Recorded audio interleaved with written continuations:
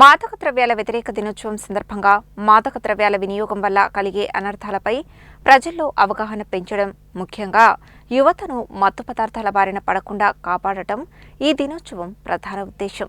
మాదక ద్రవ్యాల వ్యతిరేక దినోత్సవం సందర్భంగా కథనం. నేటి సమాజంలో మాదక ద్రవ్యాల వినియోగం ఆందోళనకరంగా పెరుగుతుంది. విద్యార్థులు, యువతను లక్ష్యంగా చేసుకుని మత్తు పదార్థాలను అక్రమంగా విక్రయించే ముఠాలు చురుకుగా వ్యవహరిస్తున్నాయి.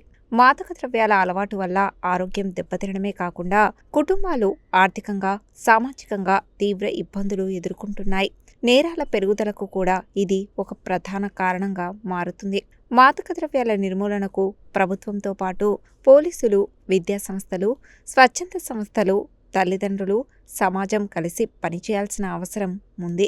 పాఠశాలలు, కళాశాలల్లో అవగాహన కార్యక్రమాలు నిర్వహించడం, విద్యార్థులకు మత్తు పదార్థాల వల్ల కలిగే ప్రమాదాలపై వివరించడం ఎంతో అవసరం. ఈ సందర్భంగా అధికారులు ప్రజలకు పిలుపునిస్తూ అనుమానాస్పదంగా మాదక ద్రవ్యాల విక్రయాలు లేదా రవాణా జరుగుతున్నట్లు గుర్తిస్తే వెంటనే పోలీసులకు సమాచారం అందించాలని సూచిస్తున్నారు.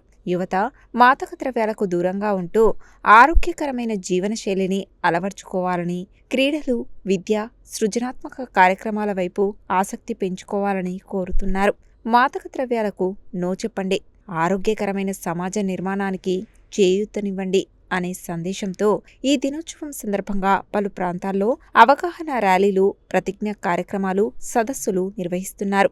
యువత చైతన్యంతో ముందుకు వస్తేనే మాదక ద్రవ్య రహిత సమాజం సాధ్యమవుతుందని పలువురు అభిప్రాయపడుతున్నారు. మనవంతు బాధ్యతగా మాదక ద్రవ్యాల నిర్మూలనకు కృషి చేయాల్సిన అవసరం ఎంతైనా ఉంది.